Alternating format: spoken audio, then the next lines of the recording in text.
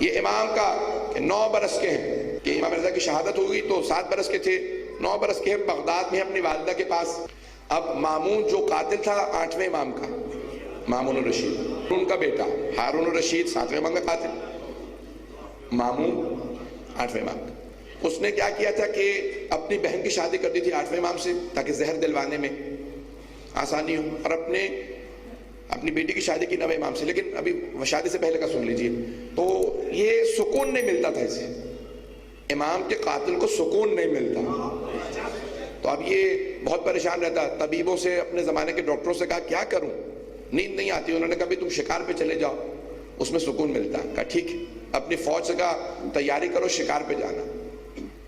جب بادشاہ جاتے ہیں، آپ نے دیکھا جہو حشم کے ساتھ، بڑے اہتمام کے ساتھ گھر سے، اپنے محل سے نکلا، بغداد میں بہت بڑا محل ابھی بھی قلعہ ہے، تو باہر نکلا، اس کے سپاہیوں نے اعلان کیا بادشاہ سلامت، خلیفہ وقت عبداللہ مامون آ رہے ہیں، سب لوگ ادب میں ہٹ جائیں، راستے خالی کریں۔ سارے راستے خالی ہونے لگے، جب راستے خالی ہو رہے تھے بچے بھاگنے لگے، دیکھا کہ ایک بہت کم سن نوجوان بچہ گلی کے ساتھ کھڑا ہے، بھاگنے کے لیے تیار نہیں، چہرہ دیکھ کے محسوس ہوتا ہے کسی کرار کی نسل سے۔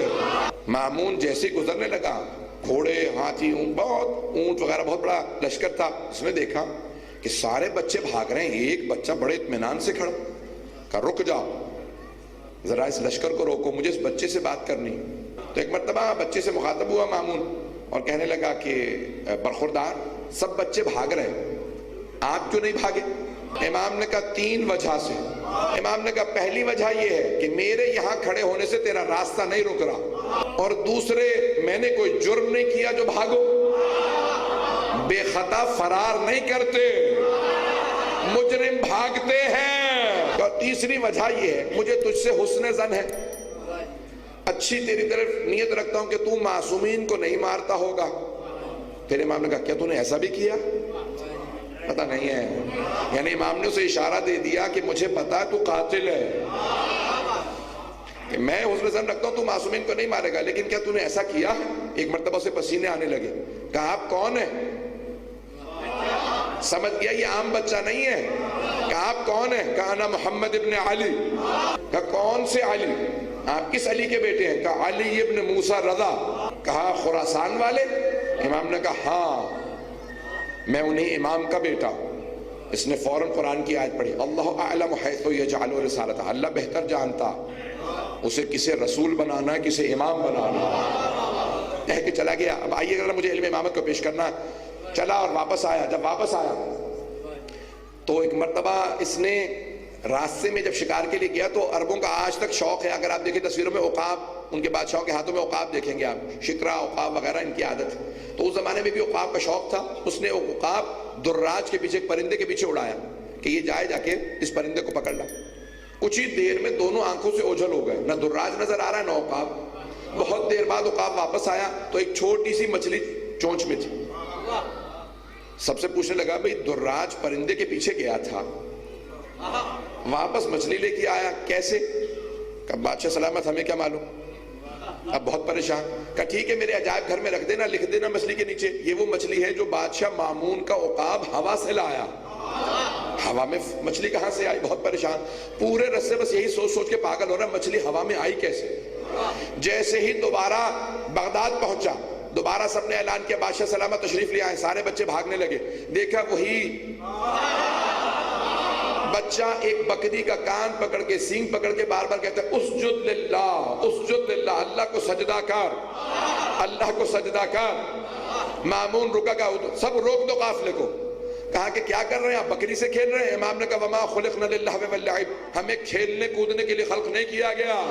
کہ پھر آپ بکری کو کیا سکھا رہے ہیں؟ امام نے کہا سرکش جانوروں کو خدا کا سجدہ کرانا ہمارے بچپنے کا کھیل ہے،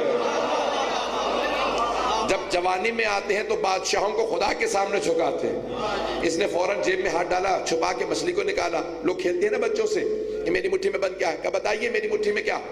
امام نے ایک مرتبہ چہرہ دیکھا، کہا بادشاہ شکار پہ جاتے ہیں، جب سکون نہ ملے تو شکار کھیل لیتے ہیں اور اپنے عقاب کو پرندوں کے پیچھے اڑا دیتے ہیں۔ اللہ دریاؤں سمندروں میں بھنور چلاتا ہے، چھوٹی مچھلیاں تاب نہ لاتی ہوئی بھنور میں اڑ جاتی ہیں، عقاب درات کو چھوڑ کے مچھلی پکڑ لاتے ہیں، بادشاہ پریشان ہو جاتے ہیں اور آ کے رسول خدا کی ذریت کا امتحان لیتے ہیں۔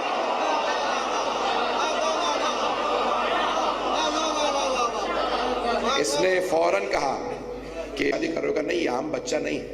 کہا نہیں، یہ عام بچہ ہے غریب ہے۔ کہا نہیں، یہ غریب بچہ نہیں ہے، تم نہیں سمجھ سکتے کون ہے۔ اب یہ بتانا نہیں چاہتا تھا کہ میں جانتا ہوں۔ کہا نہیں، تمہیں کیسے معلوم یہ عام بچہ نہیں؟ کہا ٹھیک ہے، تم اپنے سب سے بڑے مفتی کو لے آؤ۔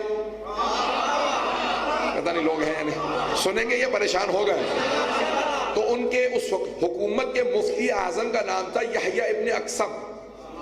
یحییٰ ابن الف کاف سے میم اقسم، تو یحییٰ ابن اقسم سب سے بڑا مفتی تھا، مفتی اعظم بغداد، عراق کا، پورے عراق کا حکومت کا مفتی اعظم تھا، 70 برس کا تھا۔ کہ بلا لو جسے چاہو بلا لو۔ تو اب مفتی اعظم صاحب تشریف لے آئے اپنے سارے شاگردوں کے ساتھ۔ کہ بادشاہ سلامت، آپ نے بلایا؟ امام سے کہا کہ آپ کے لیے بھی میں تخت لگوا دوں۔ امام نے کہا خبردار، ہم تخت پہ نہیں بیٹھتے، میرے لیے ممبر لگواؤ، ہم رسول خدا کے ممبر کے وارث ہیں۔ امام ممبر پہ آئے، کہا کچھ فاصلے سے رکھنا، اپنے تخت کے ساتھ جوڑنا مت میرا ممبر، کہیں لوگ یہ نہ سمجھیں کہ یہ ممبر اس تخت کے ساتھ ہے۔ پتہ نہیں لوگ ہیں یا نہیں۔ وہ کچھ فاصلے سے بیٹھا، امام کا ممبر لگوایا گیا، امام ممبر پہ آئے، اور آنے کے بعد ایک مرتبہ اس نے مأمون نے یحییٰ ابن اقسم سے کہا جو چاہو سوال کر لو اس بچے سے۔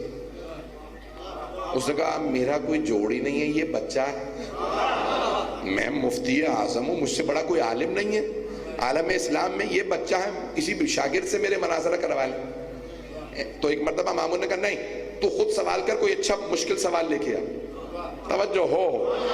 اس نے بہت سوچا، ہمارے ہیں نا فقہ میں 54 باب ہیں، 54 یا 56 باب ہیں، کتاب الطہارہ ہے، نماز ہے، حج ہے، زکوٰۃ ہے، خمس ہے، جہاد ہے، نکاح ہے، طلاق ہے، دیات ہے، قصاص ہے۔ پریشان ہو گئے، سارے ابواب نہیں گنوا رہا۔ تو 56 ابواب میں اس نے سوچنا شروع کیا سب سے مشکل باب کون سا؟ تو اس نے کہا بھئی حج سب سے مشکل ہے۔ پھر اس نے سوچا حج میں سب سے مشکل کیا؟ تو حج میں جب احرام باندھ لیتے ہیں نا تو 24 چیزیں حرام ہو جاتی، آئینہ دیکھنا حرام ہو جاتا ہے، خوشبو لگانا حرام، 24 چیزیں حرام ہیں، سب چیزوں کے کفارے الگ الگ ہیں۔ آج تک بڑے بڑے علماء کو جا کے پوچھ لے کفارے زبانی یاد نہیں ہوتے، بڑے مشکل ہے، وہ دیکھ کے بتانے پڑتے ہیں جو حدیث معصوم نے بتائیں 24 کفارے، آسان نہیں یاد کرنا۔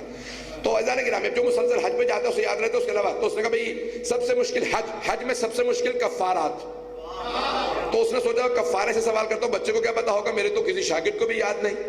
کہا برخوردار بتائیے، ایک آدمی حالت احرام میں ہے اور اس نے شکار کر لیا، اب حالت احرام میں شکار حرام ہے، تو اس نے کہا بھئی برخوردار بتائیں، اس نے شکار کیا حالت احرام میں، کفارہ کیا؟ سارا دربار جیسے آپ خوش چپ ہیں، سب چپ ہو گئی، اتنا مشکل سوال بچے سے کر لیا، ہمیں نہیں پتا۔ بادشاہ بھی پریشان، یہ سوال بھی کہاں سے لے کے آیا ہے؟ تو ایک مرتبہ امام نے اس یحییٰ ابن اقسم کو دیکھا، کہا تمہارا سوال ناقص ہے۔ یحییٰ کو غصہ آیا، کہا کیا مطلب سوال ناقص ہے؟ امام نے کہا تم سوال مکمل کر لو، میں جواب دے دیتا ہوں۔ کہا کیا مطلب سوال مکمل کرو؟ سوال یہی ہے، احرام میں شکار کر لیا، کفارہ کیا؟ امام نے کہا سوال تیرا ناقص ہے، تو سوال پورا کر، میں جواب دوں۔ اب اس نے پلٹ کے کہا سوال ناقص کیسے ہے یہ تو بتا۔ امام نے کہا تو نے یہ نہیں بتایا جس نے احرام باندھا تھا وہ عمرے کا احرام تھا یا حج کا؟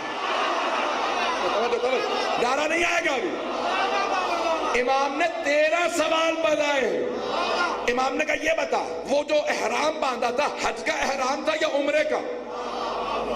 بچہ تھا احرام باندھنے والا یا بالغ تھا؟ جس نے شکار کیا تھا اس نے حرم میں شکار کیا تھا یا حرم سے باہر؟ پرندے کا شکار کیا تھا یا جانور کا؟ اگر جانور تھا تو جانور بڑا تھا یا چھوٹا؟ شکار کرنے والا آقا تھا یا غلام؟ پہلا شکار کیا تھا یا پہلے بھی شکار کر چکا تھا؟ اور اگر پہلے شکار کر چکا تھا تو مسئلہ جانتا تھا یا جاہل تھا؟ شکار کرنے کے بعد شرمندہ تھا یا کوئی شرم نہیں تھی؟ رات میں شکار کیا تھا یا دن میں؟ پتہ نہیں لوگ ہیں یا نہیں ہیں۔ امام نے 13 سوال نکالے، کہا اب بتا تیرا سوال کیا؟ کچھ دیر چپ رہا، کہا مجھے خود نہیں پتہ نہیں لوگ ہیں یا نہیں۔ کہا میں نہیں جانتا میرا سوال کیا۔ سارا مجمع کہنے لگا اللہ اکبر، بچہ اتنے سوال ایک مفتی اعظم کے سوال سے نکال رہا۔ مامون نے خاموشی سے کہا فرزند رسول یہ تو مجھے بھی نہیں پتا تھا، بعد میں مجھے بھی سمجھائیے گا سب کے کفارے کیا ہیں۔ آج شیعہ سنی تمام علماء نے جو حج کے کفارات لکھے ہیں وہ ایک 9 برس کے امام سے پوچھ کے لکھے ہیں۔